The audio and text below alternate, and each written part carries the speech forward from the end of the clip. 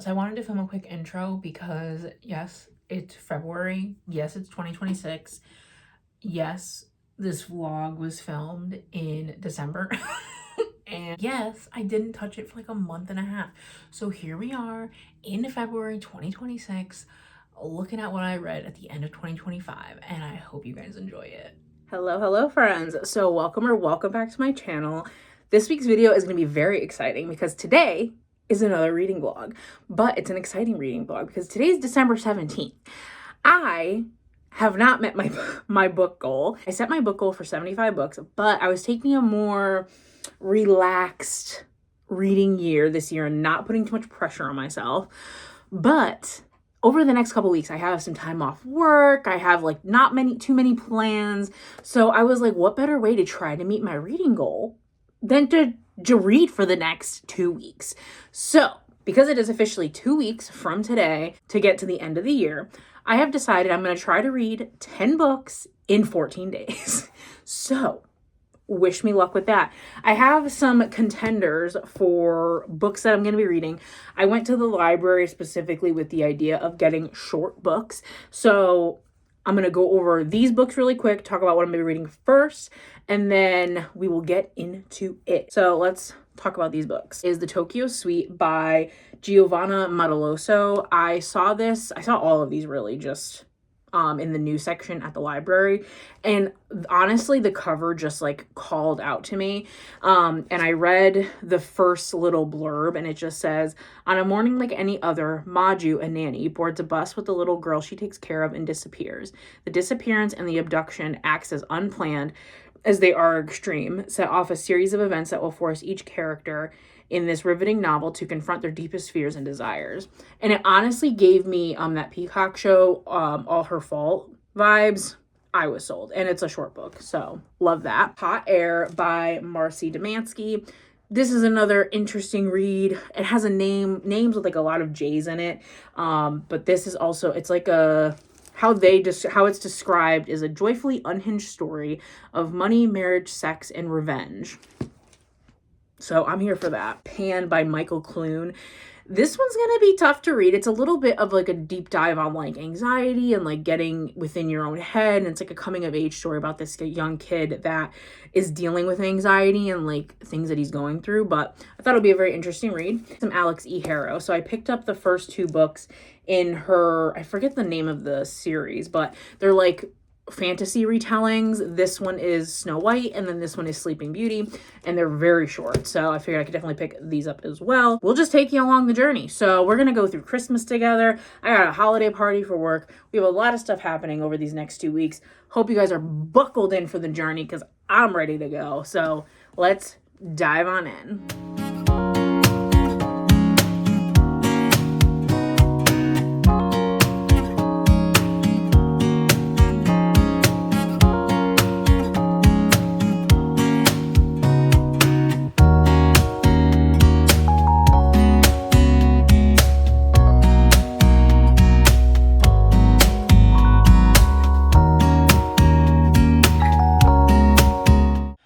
Hello friends, today is Friday. It is currently a little after 8:30 in the morning and I've been up since 5. I have 3 loaves of bread proofing. My baked ziti for our holiday party tomorrow is locked and loaded and prepped and ready to be baked tomorrow. And I've got dinner in the crock pot. So we are rocking and rolling here. But I did also have some time while my dough was proofing the first time to read. On page 87, chapter 15 of The Tokyo Suite. And I would say that's probably just about halfway. And you guys, I am like obsessed with this writing. Like the only other translated novel I've read was The Three Body Problem by, I think it was by Shenlin Yu, and I enjoyed it as well there, but I've never read it. Like that was a very like science heavy book. Like, so this book you're following, we have our 2 main characters. We have Maju, who is the nanny to Mrs. Fernanda, and then you're also getting Mrs. Fernanda's point of view. And within each point of view, it can get a little confusing. I feel like it's written very well. There's no dialogue quotes, and it also kind of tosses back and forth a little bit between, in each point of view, between like past and present. Now, I think it's done very, very well, and I really like the writing because I feel like it's so literal because it's a translation that it like gets the point across as to what needs to be said. And even with the like points of view and like the back and forth timeline, like I don't think it's really like, I find it very interesting because I feel like the past moments are like brought up at just the right time to connect you to what's happening in the present. Um, like for example, there's something happening with Mrs. Fernanda, the mom of the daughter who the nanny kidnapped. And at this stage, they don't know that their daughter's kidnapped. They're just assuming that Maju, the nanny, took the daughter to her grandmother's house or whatever. So they don't know, but Mrs. Fernanda gets a text from this person like that wants to spend time together. And so then you're kind of brought back in the past to see how those two met and connected and like what their story is. And it's just very interesting how it's all done. And I'm really, really enjoying it. I like kind of like I feel like you're on the edge of your seat because you're trying to like figure out like when Mrs. Fernanda and her husband are gonna like notice that their daughter's actually missing. And then you're also in the nanny's point of view and you're like trying to figure out like why is she doing this? Like what is going on? Where exactly like is she taking this kid? And just like it's just all very interesting and I'm really enjoying it. And like I said, because it's so short, I feel like things are happening very like nothing's like drawn out. Like I feel like things are like moving along. And yeah, I'm really liking it. And the chapters are pretty short too, so you can't go wrong with that. So, having a good time, baking some bread, gonna read a little bit before work, and I will catch you guys when I catch you guys.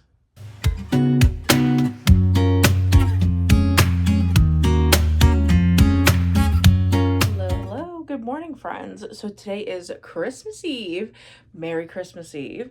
And I just wanted to give you guys a little update because I haven't talked to the camera in a hot minute. So, first things first, I finished The Tokyo Suite by Giovanna Mataloso, and I gave this a 3 stars. I really enjoyed the writing a lot. Like I felt like, I don't know if it's because it's a translation or what, but just the directness of the words on the page. Like you are getting where you need to go. You're getting the information you need to get. There's no extra information. You're just getting what you need. And I really enjoyed it. It was a quick read, less than 200 pages. Only thing I wasn't a huge fan of is the ending.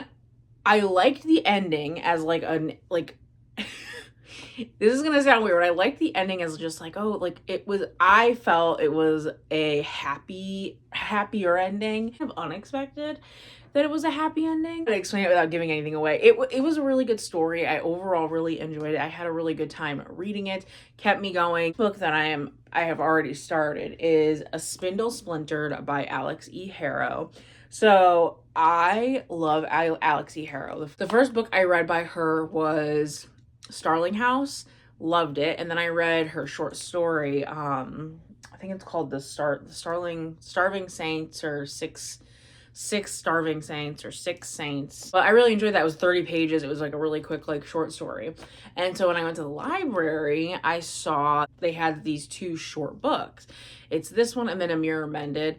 They're essentially like retellings of, you know, classics. Like this is about Sleeping Beauty. A Mirror Mended is about Snow White. And right now I'm like halfway through. I'm on page 50, and it's just an interesting story. We're following Zinnia, and she's 21. She's suffering from a disease, and her life is going to end within a year when she turns 22, and her best friend throws her a 21st birthday party up in this tower in town. And because Zinnia is like obsessed with like just the story of Sleeping Beauty, her friend bought this like old spindle wheel and brought it up to the tower.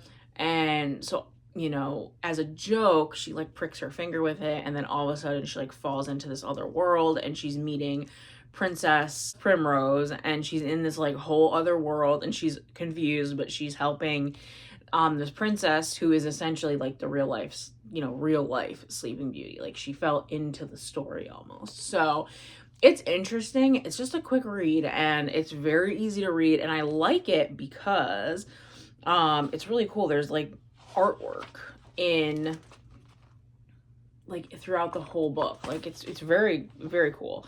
And I really am enjoying just kind of just vibing and reading it. So that's the update on that. So then once I finish this, which I should finish this honestly, if I don't finish it this morning, I will be finishing it for sure this afternoon. I have a half day at work, so I'm only working until 1, and then I'm off for the rest of the week. So woohoo.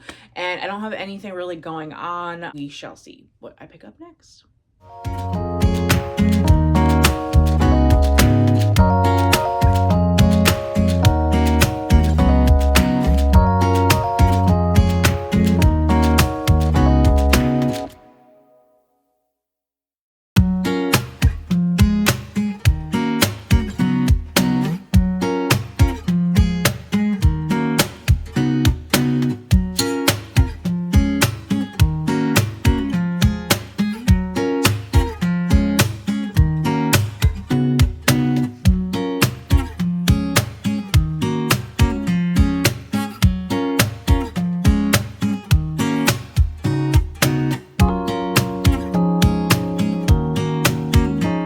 Hello friends. So I just left Barnes and they were doing their like 25% sale of everything off.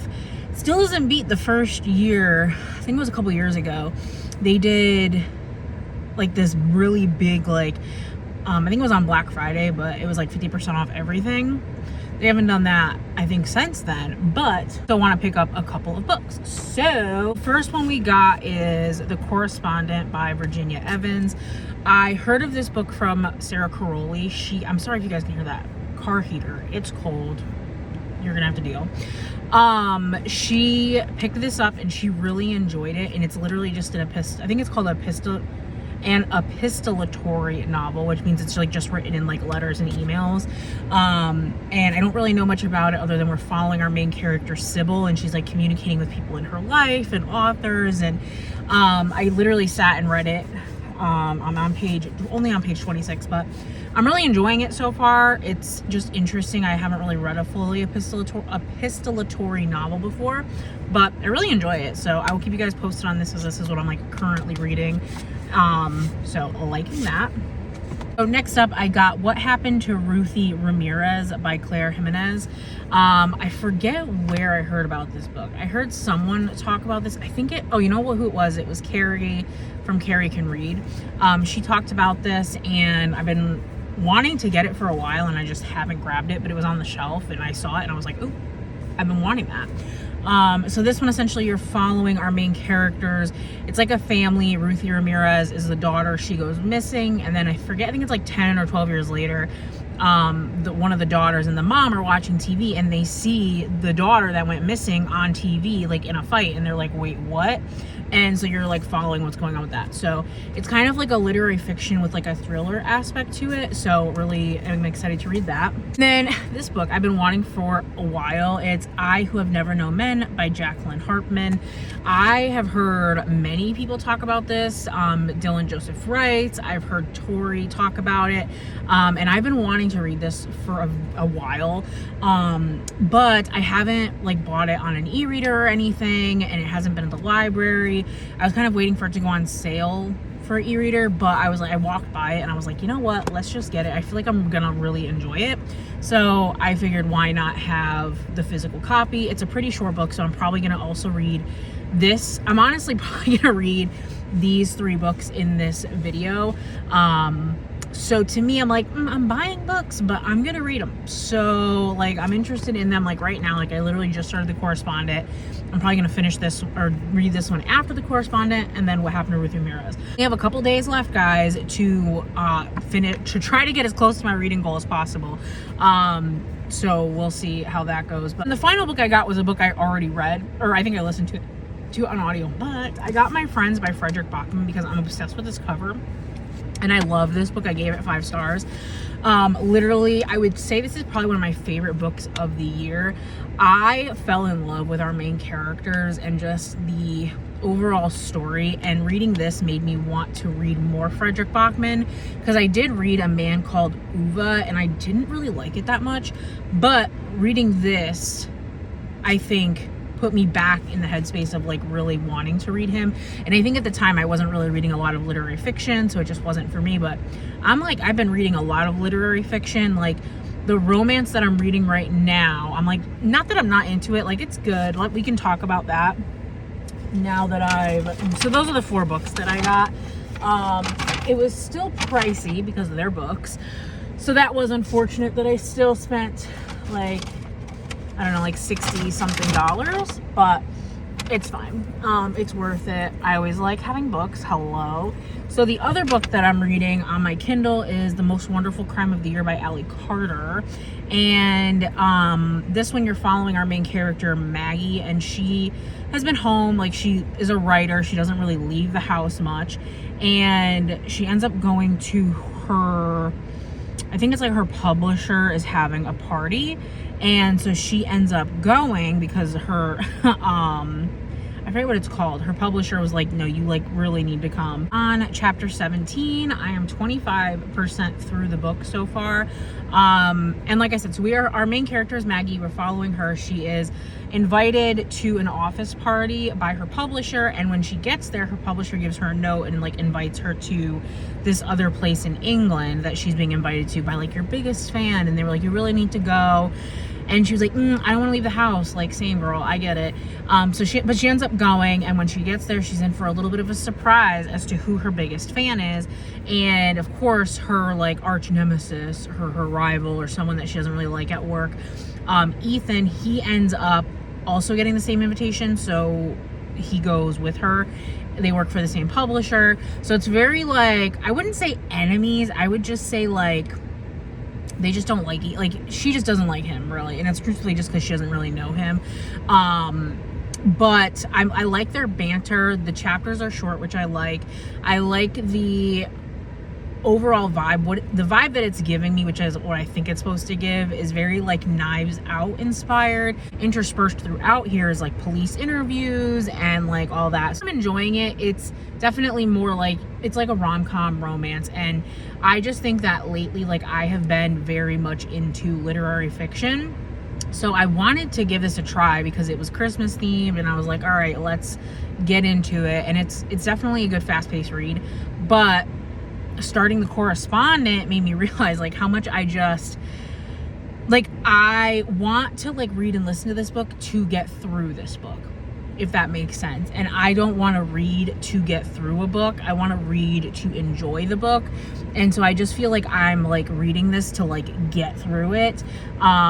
So that part is a little unfortunate. Not that I'm not liking it, but just that it's not my favorite genre at the moment. And so I'm just not like feeling fully like obsessed with it. Like I am starting to get that feeling with The Correspondent. Like I'm really enjoying that. So we'll see how much more, I get into this, but obviously my goal is going to be to finish this hopefully soon. I'm also kind of listening to it on audio, so we'll see. But that, my friends, is the update for now. I'm about to go to Trader Joe's. I have to get some just standard groceries. And then me and my aunt are gonna watch Stranger Things. We have to watch the next couple of episodes, and really we're just chilling. I'm probably gonna try to read some more of The Correspondent, and I'm drinking my sugar cookie latte from Starbucks, Barnes & Noble Cafe. So that's the update. I don't really have much else to say. Christmas has come and gone. It was a nice relaxing Christmas. My husband had COVID, and so we had to like cancel our holiday party, and like so we couldn't like see anybody, so we just like stayed home. I've tested negative, but we just didn't want to chance it, obviously. And my husband, we didn't want to like spread it, wanted to not spread that. So we ended up just like staying home, super low key. And it was nice. We ended up building a puzzle together. We made homemade pasta, and we just watched TV together. And it was nice. And we watched Harry Potter too. We watched Harry Potter and the Chamber of Secrets. So, and then we both fell asleep on the couch. So it was definitely a good time. Love spending time with him. So that's the update.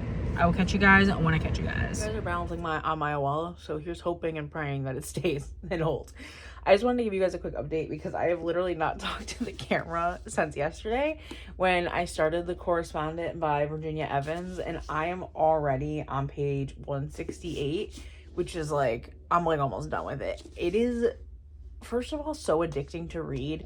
I've never read a full like epistolatory novel before, and I'm obsessed. Like, you're just getting these glimpses of, you're following our main character Sybil, and she's writing like her brother, her best friend, this customer service guy. Like, you're just and she's like you're reading their messages and their emails back and forth, and so you're just getting like these glimpses of like things that are going on, and like you're getting little glimpses of like her past by what is talked about in these letters, and you're seeing her relationships with these people through these letters, and how these letters are helping certain people, and how her life is going, and updates on her life and updates on her friend's life. And I don't even know how to describe it. Like, it's just so interesting. Like, I fully did not expect to enjoy this book as much as I'm enjoying it. I ended up stopping reading it because me and my aunt were watching Stranger Things together. And literally all I could do, like, as soon as we were done, I was like, I gotta go. And it was already, I think, like 11 o'clock. I was like, all right, I'm going. Like, I'm reading some more. And I stayed up until like after midnight reading. And then as soon as I woke up this morning, like, I jumped into the book again. Like, it is, reading an epistolary novel, is addicting because it's very fast paced, because you're obviously just reading like 1-2 page letters. You're just like boop boop boop boop boop. You just keep, I'll just read another one, I'll just read another one. Amazing.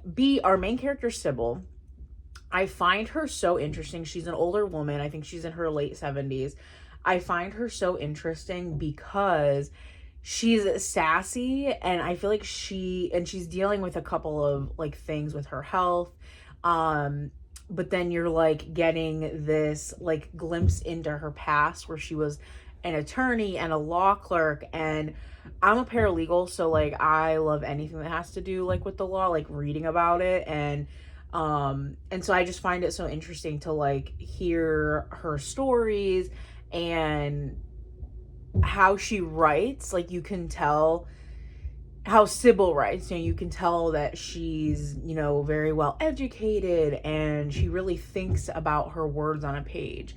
And there have been some like really good quotes in this book, and just things that like make you think. And like the mother and daughter in this book, like they, struggle with their relationship, and it's just interesting to see all the dynamics of the different relationships through the letters to her, from her. Like, it's just really, really interesting, and I'm obsessed with it, you guys. I have a feeling it's either going to be a 4 or 5 star for sure.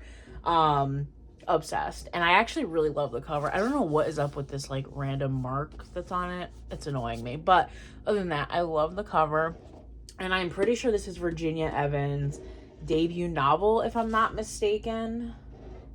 Yeah, most anticipated debut. And it's really, really good. I'm obsessed, and I think that she'll be an author that I will definitely pick up in the future as long as I keep enjoying it.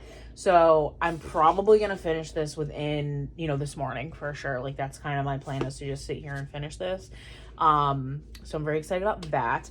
And then as far as my other book, The Most Wonderful Crime of the Year, I'm on chapter 18, which is 27% through.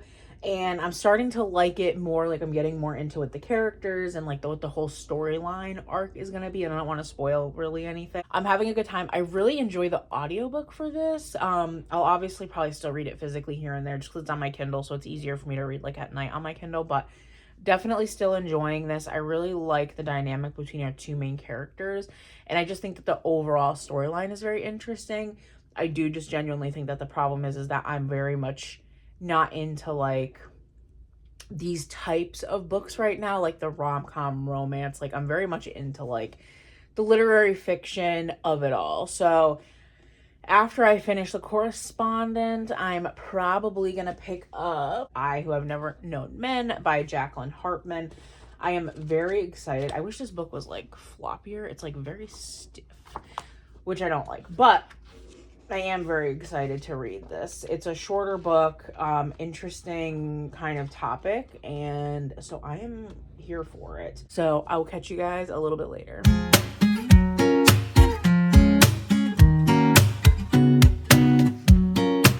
Good morning, friends. So today is Sunday. Boo, back to work tomorrow. But on the positive note, it is just a nice, cozy Sunday morning. I've got my coffee and I'm ready to lock in for some more reading. So I ended up finishing The Correspondent by Virginia Evans last night. You guys, I literally binge read this book in less than 24 hours. It was so good.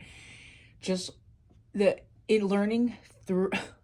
learning about someone's life through letters and email exchanges is just something I've never read before, and I thought it was so interesting.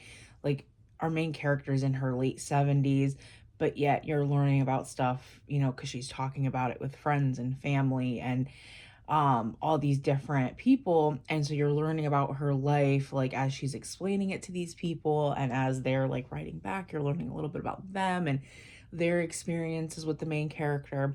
And it was just really good. I will definitely read another Virginia Evans novel when she graces us with it. So just really enjoyed this book a lot. I think I'm gonna rate it like a 4.25. Like, it wasn't like a 5-star read for me. But I did connect with a lot of the interesting quotes in here. Like, there was just a lot that really resonated with me. Just between child and parent dynamics, to see it from the parent's point of view, and then with the child's letters back to the parent, the child's point of view. And I think it's just interesting to see it through both minds, because one of my favorite quotes is, at the end of the day, you have to remember every single person on this planet is living their life for the first time. We are all bound to make mistakes. We're bound to not be perfect. We're bound to disappoint people. But at the end of the day, it really comes down to, if you really love these people in your life, and if you really want a relationship with these people, you're willing to allow mistakes, so that there can always be room for improvement. You know, obviously that's not taking into account like abuse and, you know, trauma, and it's just a very, like, depending on your situation, it's very situationally dependent. But that's just how, when I have issues arise in my life, I try to always just take a second, and I'm like, I think about it, and I'm like, okay, like, yes, what happened is either not okay, it hurt my feelings, it upset me, whatever. But at the end of the day, you know, these people are also living their lives for the first time and living their experiences for the first time. And so I think we should be allowing people a little more grace than we are. But I think this story kind of talks about that a lot, and I really enjoyed the story overall. So definitely pick this up if you like fiction. If you've never read an epistolatory novel, it is very interesting. I'm going to be picking up I Who Have Never Known Men by Jacqueline Hartman. I'm very excited about this. I've been wanting to read this book, and it's a relatively short book, so I figured I could definitely check it out, read it, and I'm hoping I can finish it today. I don't have any other plans or anything today, so my plan is to just sit down and read this book for the day, and I will keep you guys posted.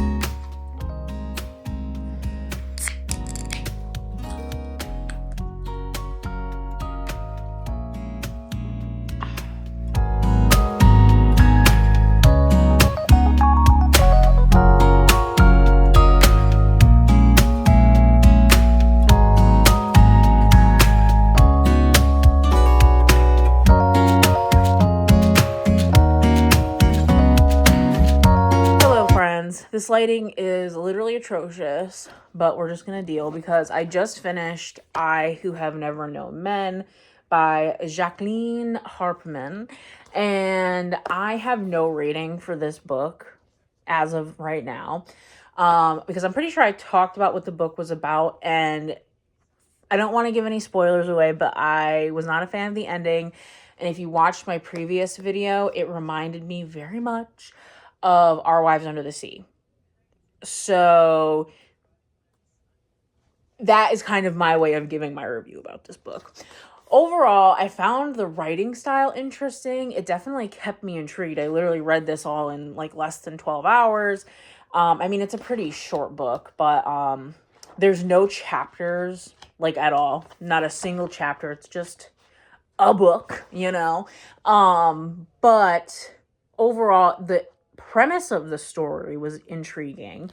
The beginning, like throughout this whole book, you have like this sense of hope, and you're like, oh my god, like what's gonna happen, and again, don't want to give anything away, but ended up I was just very disappointed in the ending. I definitely didn't like it anywhere near as much as I thought it would. I truly thought that I was gonna rate this book like 4.5 stars, but I don't even, I feel like I want to give it 1 star. But I feel like that's really rude because I did enjoy the writing. So maybe it's like a 2 star. Because I don't really regret reading it like I did with Our Wives Under the Sea. Like, that, the characters were just so dumb that, like, nothing made up for the fact that the ending of that was atrocious. At least with this, I liked the characters and, like, the character development. I think that there definitely could have been a little bit more information on characters, but the problem is that's kind of the whole premise of the story, is that like they don't know a lot about themselves. So overall, definitely interesting writing, interesting plot. Just know that for the most part, the ending is not what I would expect. I don't think anyone really is going to expect the ending. In my opinion, it's like not an unexpected ending in a good way. It's kind of unexpected in a WTF way. So that, my friends, finishes another book. Oh, the next book I'm going to be reading is What Happened to Ruthie Ramirez by Claire Jimenez.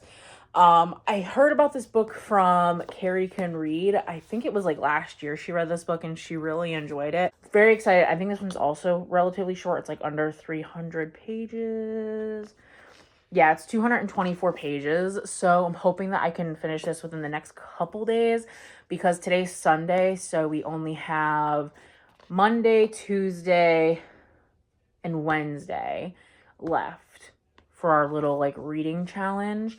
Although I've been doing pretty good. I've finished, I think, like 4 or 5 books, and I have another one on audio that I'm like 50% through. So I'm hoping I can finish that one, this one, and then I would like to finish one more book. So fingers crossed that happens. But I'll keep you guys posted when I start this. I don't think I'm going to start it tonight. Or if I do, I'm literally only going to read like a chapter or 2 just to kind of get into it. But I've been reading literally all day, so, which was honestly, I'm just gonna say, it's very rare that I know I read quote unquote all the time, but it's pretty rare that like I sit and like binge read a book for an entire, like that's like all I do for the day. Like I'm usually like doing something else, or I get distracted very easily. Like I really tried to stay off my phone and like was very cognizant of like getting this book done. My goal was I'm going to read this book today. And I had my ambiance on. Literally everyone in this house was pretty much sleeping. I took a clip when I was sitting here. Maze was sleeping, Winnie was sleeping, and my husband was sleeping on the couch. It was quite an adventure. So I was definitely able to get a lot of reading done today, which was lovely.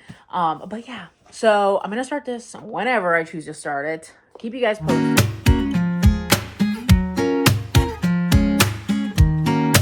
Hello friends, I figured I would give a little update.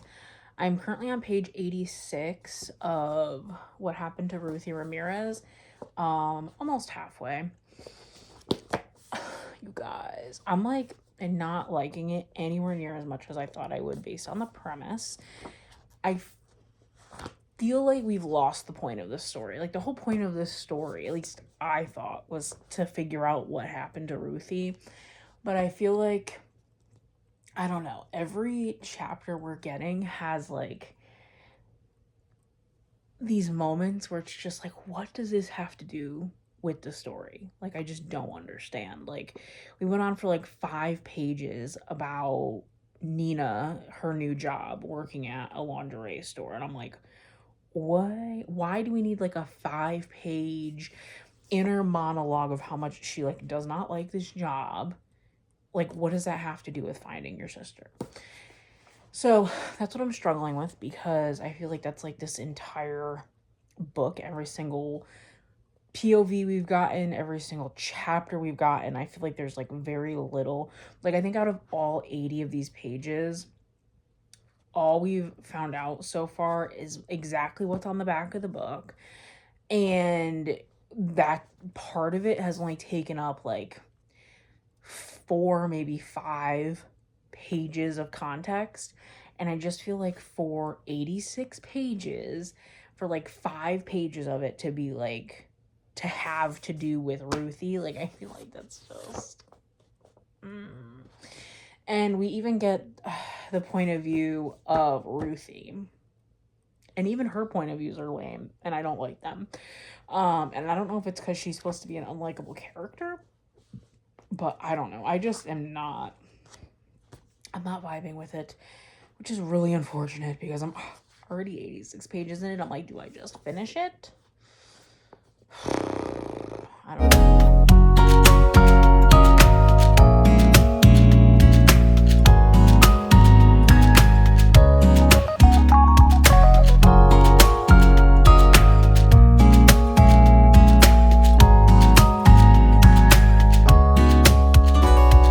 I figured I would catch you up. So I don't have the book with me, but I did finish What Happened to Ruthie Ramirez by Claire Jimenez, and I haven't rated it yet. I think I'll probably rate it at the end of the video.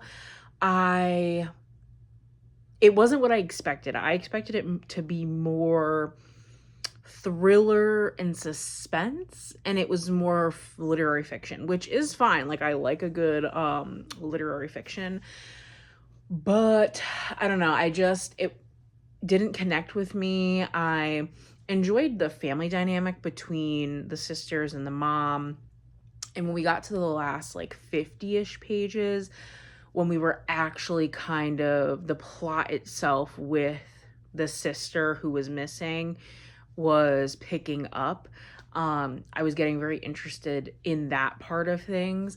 But I just felt like the first like 10-15% of the book was fine. It wasn't great, but it wasn't bad. Like, I felt like everything was kind of moving smoothly. And then that middle portion, it felt like we were getting parts of the family that like had nothing to do with kind of like the main point of the story, which was figuring out what's going on with their missing sister. So it just wasn't for me. It definitely wasn't a bad book. I would definitely read another book by this author.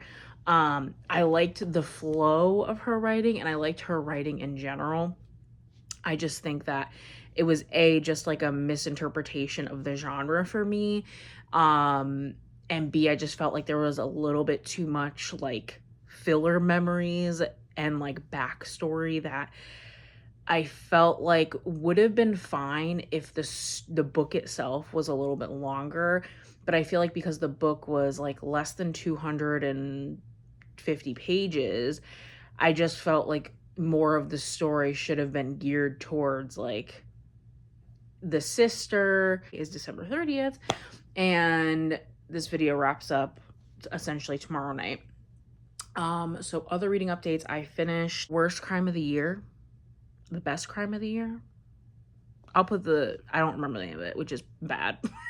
I rated this book a 2.75. I'm probably gonna knock it down to a 2.5. A wasn't bad. I did enjoy the writing, but one, I'm just not in like a romance mood right now, like at all. I just felt like the story was like interesting enough. Ended up listening to it in audio because I just could not get myself to like pick up my Kindle to read it. Um, but I liked the storyline that like the mystery aspect of it that we're following with Maggie and Ethan, and like them trying to figure out what's going on with the person's house that they're at. Like that part of it was interesting. I felt like the police transcripts were honestly completely pointless. Like it literally provided no additional information. Just saying. Um and then obviously like the romance was there, but I felt like it was very like I didn't like the dialogue. The dialogue, I don't know, kind of cringed me out. Like I don't know if it was just the audiobook that I just wasn't a fan of the dialogue with, but it was really just like Ethan's character just when he's like, "Oh yeah, sweetheart." And I'm like, "Ew. No."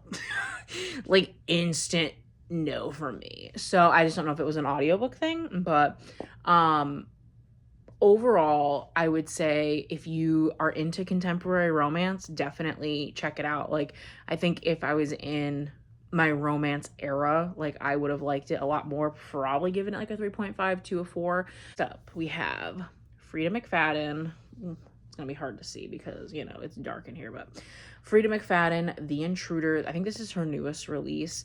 I don't Frida McFadden to me is like when I want a book that I am going to be able to A, read quickly, B, like just be able to like move through it and be entertained, and just it's like a vibe read, right? Like I'm not here trying to like write a whole plot synopsis and like I don't know. Like I'm just here for a good time. Like it's like just like it's like one of those like TV shows that you just watch like in the background just to like have something on. And so I kind of feel that way with this with Frida's books. Like I feel like there's nothing you got to use too much brain power for. You just are reading it to figure out what the heck is going on and how like, you know, how the lives intertwine. And that's pretty much it. So, and I knew I would be able to finish this by tomorrow. So, honestly, that's why I picked it up. I always read her new books because again, they're just fast, easy reads. Some of them I really love, some of them not so much. Like I really liked The Teacher, didn't really like The Crash. But again, I read them both, like I read them in like less than 24 hours. They're fast reads, they're fun reads. They're usually 3 stars for me. 3 stars is not bad. 3 stars is good. 3 stars I would recommend. So that's what I'm hoping for. I'm gonna hope it's a 3-star. So quick plot synopsis.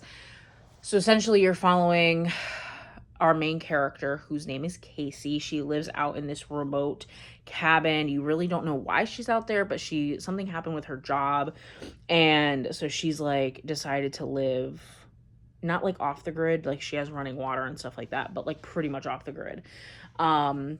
And there's this huge storm coming, and so she's like bracing for the storm, and all of a sudden she sees like a face in her window, and there's like a few like creepy things that are going on.